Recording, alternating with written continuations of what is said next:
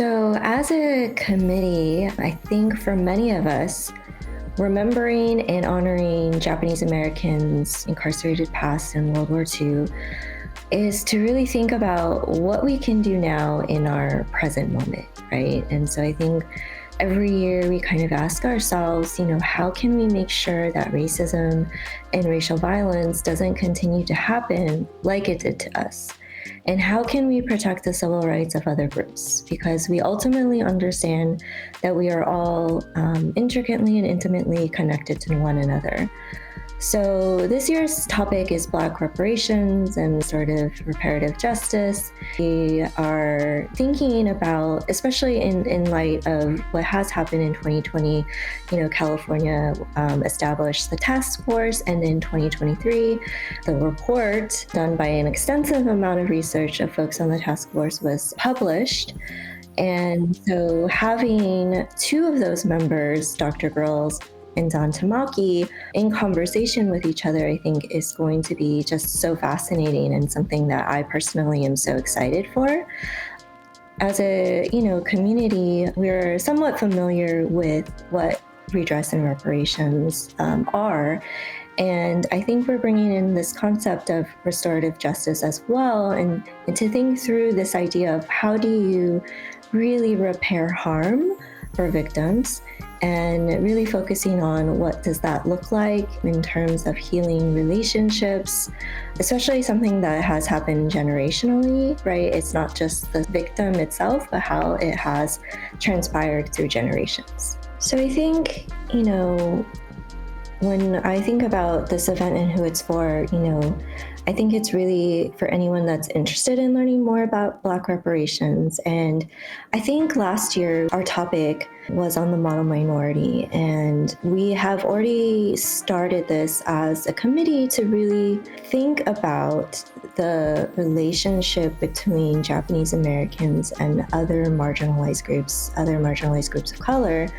And so we've been doing that work as a committee for years now. I think we're kind of building off of our previous years. So, last year when we're thinking about the model minority, we're thinking about how it's actually a harmful stereotype that is steeped in anti-Blackness, right? And how does it participate in the structure of violence that Black folks experience in terms of white supremacy, right? So we're already thinking about Black and Asian American, Japanese American relationships in that way. Like I said before, I think our community, we are very familiar with what reparations is and what it can do for a community that has been subject to racial harm, such as incarceration. And so I think we want folks to better understand, this year, those kind of parallels, like continuing that conversation between Black and Japanese American experiences under white supremacy. And I think reparations is a really good comparative project and approach, because it allows for us to understand not just like our similar relationship under white supremacy, right? Because white supremacy doesn't serve anybody, but also like the differences, right? And the nuances between them, and how often problematically the state uses Japanese American success to talk about sort of Black failure, right?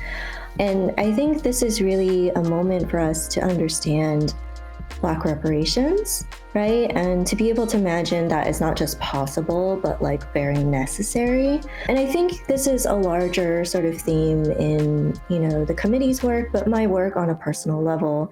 I think the only way, and I think this is important now given our political landscape, but the only way to really move forward and challenge white supremacy is to be in solidarity with others. And in order to be in solidarity with others, I think you have to ethically understand your position in the racial landscape, right?